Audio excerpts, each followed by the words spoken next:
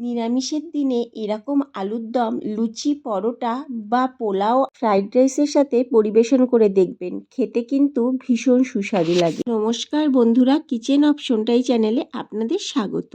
আমি এখানে পরিমাণ মতো আলু একটু বড় সাইজ করে কেটে ভালো করে ধুয়ে নিয়েছি।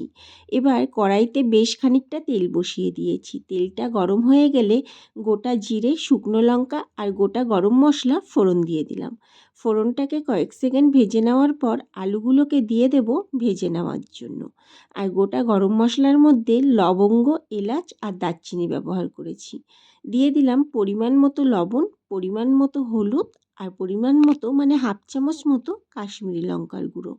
এবার আলুগুলোকে ভালো করে ভেজে নেব। সেই ফ্লেমটাকে মিডিয়ামে রেখে আলুগুলোকে ভাজতে হবে, যাতে ভাজতে ভাজতেই 50% মতো নরম হয়ে যায়। ততক্ষণে একটা মশলা করে নিয়েছি মিক্সির একটা শুকনো জার। এর মধ্যে দিয়ে দিলাম 2 চামচ পোস্ত, হাফ চামচ মতো চালমগজ আর 1 মুঠো মতো কাজু বাদাম। এখন মশলাটাকে প্রথমে শুকনো অবস্থায় ঘুরিয়ে নিয়ে তারপরে জল দিয়ে পেস্ট করে নিয়েছি। চলুন আর একটা মশলা করব। দিয়ে দিলাম 1.5 ইঞ্চি মতো আদা কুচি, 5টা শুকনো লঙ্কা, 2 চামচ মতো গোটা জিরে, বড় চামচের 2 চামচ ব্যবহার করেছি। আর দিয়ে দেব কয়েকটা কাঁচা লঙ্কা, কাঁচা পাকা মিলিয়ে নিয়েছি। আপনারা যতটা ঝাল খাবেন সেই পরিমাণ লঙ্কাটা ব্যবহার করবেন। আর দিয়েছি একটা গোটা টমেটো। এবার মশলাটাকে পেস্ট করে নিয়েছি।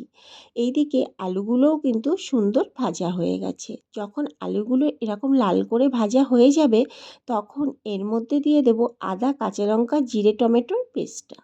মিক্সির বাটিটা ধুয়ে সামান্য পরিমাণ একটু জল দিয়ে দিয়েছি।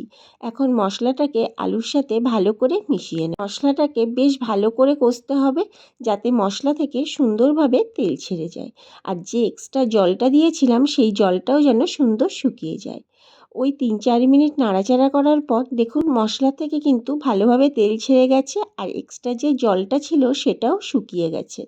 যখন এরকম পর্যায়ে চলে আসবে, তখন এর মধ্যে দিয়ে দেবো পোস্ত, চালমগজ আর কাজু বাটার পেস্টটা। মশলার বাটিটা ধুয়ে সামান্য পরিমাণ একটু জল দিয়ে দেবো। যেহেতু কাজু বাদাম দেওয়া, এই জন্য মশলাটা কিন্তু খুব তাড়াতাড়ি ঘন হয়ে যাবে। বারে বারে কিন্তু নাড়তে হবে। ওই 2 থেকে 3 মিনিট একটু ভালো করে মশলাটা নাড়াচাড়া করে নিতে হবে, গ্যাসের ফ্লেমটাকে মিডিয়ামে রেখে। যখন মশলাটা এরকম পর্যায়ে চলে আসবে, পুরো তেল ছেড়ে যাবে আর মশলাটা একটু শুকনো শুকনো ভাব চলে আসবে, দেখেই বোঝা যাবে মশলাটা ভালো করে কষা হয়ে গেছে, তখন এর মধ্যে দিয়ে দেব পরিমাণ মতো জল। জলটা দেওয়ার পর কড়াইটাকে ঢেকে দেব 10 থেকে 12 মিনিটের জন্য। 12 মিনিট পর ফিরে আসলাম। এবার একটু নেড়ে নেব। আপনারা একটু বেশি ঝোল রেখেই কিন্তু কড়াই থেকে নামাবেন, কারণ যেহেতু কাজু বাদাম পোস্ত দেওয়া, ঠান্ডা হলে কিন্তু অনেকটাই ঘন হয়ে যাবে। এখন আলুগুলো নরম হয়েছে কিনা দেখে নিলাম। আলুগুলো কিন্তু আমার এখানে সুন্দর নরম হয়ে গেছে। স্বাদের জন্য দিয়ে দিলাম একটু মিষ্টি। এবার মিষ্টিটা কম বেশি করে আপনারা আপনাদের প্রয়োজন মতো ব্যবহার করবেন। আর নামানোর আগে দিয়ে দেবো হাফ চামচ মতো ঘি। ভালো করে মিশিয়ে নিয়ে কড়াই থেকে তৈরি হয়ে গেল দারুণ স্বাদের নিরামিষি আলুর দমের রেসিপি। এই আলুর দমের রেসিপিটি যেদিন বাড়িতে পোলাও বা ফ্রাইড রাইস হবে, একবার তৈরি করে দেখবেন। লুচি পরোটার সাথেও খেতে ভীষণ ভালো লাগে। ভিডিওটি ভালো লাগলে আমার চ্যানেলটিকে সাবস্ক্রাইব আর ফেসবুক পেজ থেকে যদি দেখে থাকেন, পেজটিকে ফলো করে দেওয়ার অনুরোধ রইল। দেখা হচ্ছে নতুন একটি ভিডিওতে।